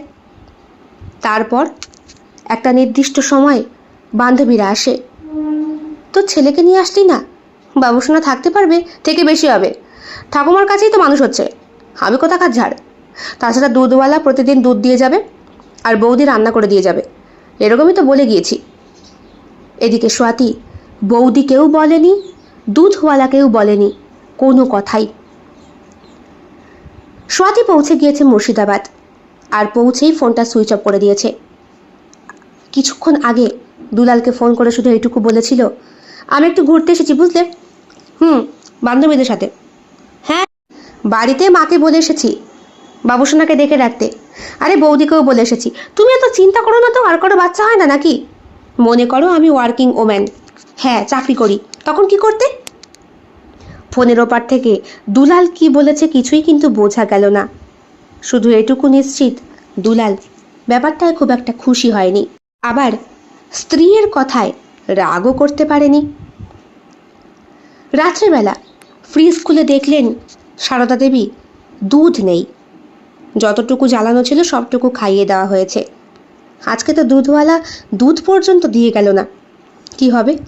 নাতিটা কান্না করছে, আর একবারও তো এসে পাশের বাড়ির বৌমাও খোঁজ নিল না। ওরা কি বলে যায়নি স্বাতী? না আমাকে যে বললো বলে গিয়েছে, তাহলে তো খোঁজ নেওয়ার কথা ছিল। ছোট্ট নাতিটাকে কোলে নিয়েই ঘর থেকে বেরোলেন। তালা বন্ধ করে খোঁড়াতে খোঁড়াতে গেলেন পাশের বাড়ি। পাশের বাড়ি বলতেও মাঠ পেরিয়ে বেশ খানিকটা রাস্তা। যেহেতু চারিদিকটা গাছগাছালিতে ঘেরা, তাই হিংস্র কুকুর এখানে রয়েছে, যদিও এলাকার মানুষকে কুকুররাও গন্ধ শুকে টের পায়। বেশ কিছুক্ষণ রাস্তা দিয়ে যাতায়াত করার পর সারদা দেবী বুঝতে পারলেন ওনার শরীরটা কেমন যেন করছে। গরম পড়েছে তো, হাঁসফাঁস লাগছে। তার উপরে খুঁড়িয়ে খুঁড়িয়ে হাঁটছেন। ছোট্ট নাতিটা কোলের মধ্যে ঘুমোচ্ছে। একটা সময় চোখে মুখে অন্ধকার দেখে নাতিকে সমেতই উনি ঠাস করে পড়ে গেলেন জঙ্গলের মধ্যে। 3 দিন পর ওনার যখন সেন্স ফিরল, তখন উনি নিজেকে আবিষ্কার করলেন হাসপাতালে। দুলাল পাশে বসে রয়েছে, দাঁড়িয়ে রয়েছে ওনার পাড়া প্রতিবেশীর সকলে, আর দরজার একেবারে দূরে চোখ দুটো কান্না করতে করতে ফুলিয়ে দাঁড়িয়ে রয়েছে ওনার বৌমা। জ্ঞান ফেরার সঙ্গে সঙ্গে বললেন, আমার আমার আমার নাতি, আমার নাতি কোথায়? আমার আমার সোনা বাবু। বাবু বিশ্বাস কর, আমি বুঝতে পারিনি, আমি পড়ে গিয়েছিলাম। দুলাল চোখের জল মুছল, মায়ের মাথায় হাত দিয়ে বলল, সব ঠিক আছে মা, তুমি কেঁদো না, সব ঠিক আছে, তুমি একটু শান্ত হও। হ্যাঁ আমার আমার নাতিকে দে, নাতিকে দে। ওই ডাইনি এখানে কেন? ওকে দূর করে দে দুলাল, তোকে আমি আবার বিয়ে দেবো বাবা, ভালো মেয়ে দেখে বিয়ে দেবো, যেই মেয়ে তোর বাচ্চাকে যত্ন করে রাখবে। ওই ডাইনিটাকে দূর করে দে, দূর করে দে, ওকে আমি সহ্য করতে পারছি না। এই প্রথম প্রতিবাদের ধ্বনি দিয়ে চিৎকার করে উঠলেন সারদা দেবী। ওনার চিৎকারে যেন হাসপাতালের প্রত্যেকটা মানুষের বুকের ভেতরটা চিরে বেরিয়ে আসবে হাহাকার। পাশে দাঁড়িয়ে থাকা প্রতিবেশিনী সেই বৌদি এইবার ভেতরে ঢুকলেন, কোলে ওনার ছোট্ট নাতি। ভাগ্যিস ঠিক সময় মতো বাথরুম করতে বেরোচ্ছিলাম হেরিকেনটা হাতে নিয়ে, লোডশেডিং হয়ে গিয়েছিল, আর দেখি একটা ছোট্ট বাচ্চা কান্না করছে, খুঁজেই পাচ্ছিলাম না। পরে দেখি মাসি তুমি পড়ে রয়েছো। ভাগ্যিস আমাদের আমাদের পাড়ার কুকুরগুলোকে অবশ্যই আমাদের প্রত্যেকের একদিন পেট পুজো করানো দরকার। সব কটা কুকুর ওকে ঘিরে দাঁড়িয়েছিল, কেউ কিন্তু ওকে স্পর্শ করেনি। বাইরের কুকুর যেন ওকে কামড়াতে না পারে তাই। সে কি বিভৎস দৃশ্য মাসি, চোখে না দেখলে বিশ্বাস করতে পারবা না। কুকুরও মাতৃসম হয়, ওদের মনেও দয়া মায়া জন্মায়। দাও, আমার কোলে দাও, আমার কোলে দাও। কান্না করছেন সারদা দেবী নাতিকে কোলে নিয়ে। 1 মাসে নাতির চোখের দৃষ্টি ফুটেছে। সে তার চকচকে চোখের দৃষ্টি দিয়ে ঠাম্মিকে দেখছে, হাসছে, মুখ থেকে আবার শব্দ বার করছে হু হু করে। ইচ্ছা মতো চুমু খেলেন তিনি। ডাক্তার এসে ছোট্ট বাচ্চাটাকে ওনার কোল থেকে সরিয়ে নিয়ে বললেন, এখন নাতিকে আদর করলে হবে না, নিজের শরীরের দিকে খেয়াল রাখতে হবে। সুগার, কোলেস্টেরল, থাইরয়েড সব তো বাদিয়ে বসে আছেন। ঠিকমতো খাওয়া দাওয়া করেন না নাকি? ঘুমোন না রাতে? নাতিটা ঘুমোয় না, তাই নাতিকে নিয়ে পড়ে থাকলে হবে? নিজেকে বাঁচতে হবে না? সবাই মিলে সমানভাবে থাকবেন, সমানভাবে খাটবেন ওর পেছনে। কিছুটা আপনার বৌমা, কিছুটা আপনি নিজে। বৌমা একটা ডাইনি, ও একটা ডাইনি। স্বাতী ছুটে আসে, আমায় ক্ষমা করে দাও মা, আমি আজ এরকম ভুল করব না, আমায় ক্ষমা করে দাও। সর, তুই আমার পা ধরবি না, সর রাক্ষসী, কুলাঙ্গারি, অসভ্য। ইতিমধ্যে ঘরে ঢুকেছেন মৃন্ময়বাবু এবং ওনার স্ত্রী আশা। মেয়ের সঙ্গে এইভাবে শাশুড়ি কথা বলছে দেখে মৃন্ময়বাবু রেগে গেলেন। আর ঠিক তখনই আশা দেবী মৃন্ময়বাবুর দিকে তেড়ে এসে বললেন, যেটা উনি করেছেন ঠিক করেছেন, মায়ের কর্তব্য করেছেন। তোমার মেয়েকে আমি জন্ম দিয়েছি ঠিকই, কিন্তু মানুষ করতে পারিনি।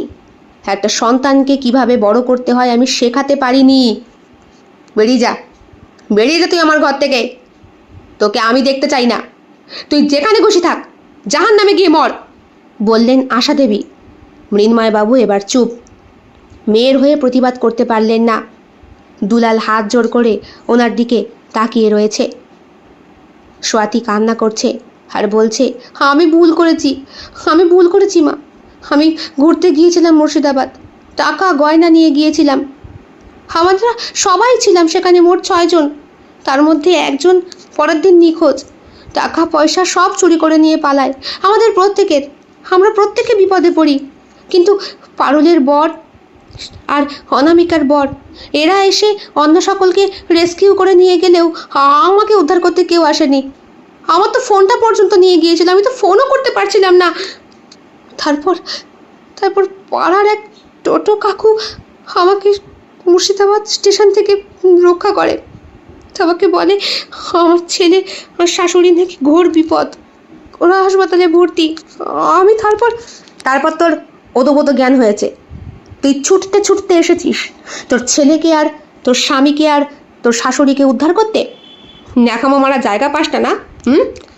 নিহাত ফেটে জন্ম দিয়েছি তাই তুই আমার পেটের কলঙ্ক, বুঝলি? তোকে ইচ্ছে করছে আমার পায়ের চটি খুলে হাসপাতালে এসব করবেন না প্লিজ, বললেন ডক্টর। যা করার বাড়ি গিয়ে করবেন। এই মেয়েকে আমার পুলিশে দিতে ইচ্ছে করছে। পুলিশে? দুলাল, তুমি পুলিশে খবর দাও। দুলাল আবার হাত জোর করে চুপ করতে বলল সকলকে। সবাই চুপ হয়ে গিয়েছে। একটা একটা করে দিন, মাস, বছর সব পেরিয়ে গিয়েছে। দুলাল আবার বিয়ে করেছে একটি বোবা মেয়েকে। হ্যাঁ, মেয়েটির মধ্যে যতটা মাতৃত্ব রয়েছে তার কোনো অংশেই স্বাতীর মধ্যে ছিল না। মেয়েটা বোবা, কিন্তু ছোট্ট বাচ্চাটার সাথে এত কথা বলে যতটা কথা ওই ছোট্ট বাবুসোনা ওর বাবা বা ঠাকুমার সাথেও করে না। অনাথ মেয়েটা পড়েছিল তার মামার বাড়িতে, বীরভূমেই তার বসবাস। দুলাল নিত্য যাতায়াত করতো ওর বাড়ি। মেয়েটি দুলালের বয়সী হবে, বোবা কিন্তু সুন্দরী। আর ওর ওই অতটুকু প্রতিবন্ধকতার জন্যই ভালো ঘরে বিয়ে হচ্ছিল না। স্বাতীকে ডিভোর্স দেওয়ার পরই দুলাল ওকে ঘরণী করে নিয়ে আসে। শর্ত একটাই ছিল, সে কোনোদিন সন্তানের কথা মুখে উচ্চারণ করতে পারবে না। এই একটি সন্তানকেই আঁকড়ে ওকে বাঁচতে হবে। চোখে জল চলে এসেছিল বোবা মেয়েটির। জড়িয়ে ধরেছিল সে দুলালের পা দুটো, যেন তোমার চরণে আমাকে ঠাঁই দিও তাহলেই। দীর্ঘ 25 বছর পর ছেলে বড় হয়েছে, স্বনামধন্য ডাক্তার হয়েছে, হোমিওপ্যাথি নিয়ে রিসার্চ করছে। আর বাবা এখন দেখছে ব্যবসা। ঠাকুমা গত হয়েছেন 10টা বছর আগে, হার্ট অ্যাটাক করে হঠাৎ। দাঁড়ান দাঁড়ান দাঁড়ান, এই তো আমার বাড়ি। কত ভাড়া হলো? দাদাবাবু, ভাড়া দিতে হবে না, তুমি আমার নাতির বয়সী। তুমি আমায় চেনো? চিনবো না? তোমার গোটা পরিবারকে আমি চিনি, তোমার বাবা মা সবাইকে চিনি, কত ভালো মানুষ ওরা। ঠিক আছে কাকা, তাহলে আমি আসি। কত বছর পর এলে, ভালো থেকো। হ্যাঁ কাকা, বলো। যেহেতু ভালো ডাক্তার হয়ে ফিরেছি তো, তাই খুব ইচ্ছে পাড়ার লোক একদিন নিমন্ত্রণ করে খাওয়াবো। তোমার বাড়িটা যদি, আমার বাড়ি তোমার বাড়ির পাশেই তো। গিয়ে বলবে উষা বৌদি, তোমার মা চিনতো, তোমার বাবাও চিনবে, উষা বৌদির বর। আচ্ছা কাকা, ঠিক আছে। দুটো ভিক্ষা দেবা বাবা? কে? দুটো ভিক্ষা। ওহ। পকেট থেকে করকরে 500 টাকার নোট বার করে দাঁড়িয়ে থাকা মহিলার হাতে দিয়ে দেয় ছোট্ট বাবু সোনা, যে এখন মস্ত বড় ডাক্তার হয়েছে। তুমি এই বাড়ির কে হও? এই বাড়ির ছেলে। আমার বাবা দুলাল, ঠাকুমা সারদা, আর আর মা। চোখে জল চলে আসে ভিখারিনী মহিলার। 500 টাকার নোটটা বুকের মধ্যে জড়িয়ে নিয়ে টপ টপ করে কেঁদে বুক ভাসান। শুধু মনে মনে বলেন, আমার দুধের ঋণ, দুধের ঋণ শোধ করলি বাপ। কেমন লেগেছে আজকের নিবেদন? কমেন্ট বক্সে কমেন্ট করতে কেউ ভুলবেন না। আর ভালো লেগে থাকলে অবশ্যই লাইক করবেন, শেয়ার করবেন এবং আপনাদের প্রিয় চ্যানেল শিল্প সাহিত্য বাই বৈশাখী সাবস্ক্রাইব করে অবশ্যই পাশে থাকবেন। দেখা হবে অন্য আরও একটি ভিন্ন স্বাদের গল্পের সঙ্গে খুব শিগগিরই। বন্ধুরা, বেল বাটন প্রেস করতে কিন্তু একদম ভুলবেন না, নতুন গল্পের নোটিফিকেশন চট জলদি পেয়ে যাবার জন্যে। দেখা হবে খুব শিগগিরই আরও নতুন একটি ভিন্ন স্বাদের গল্পের সঙ্গে। সবাই খুব ভালো থাকবেন, সুস্থ থাকবেন এবং শরীরের যত্ন নেবেন। বিদায়।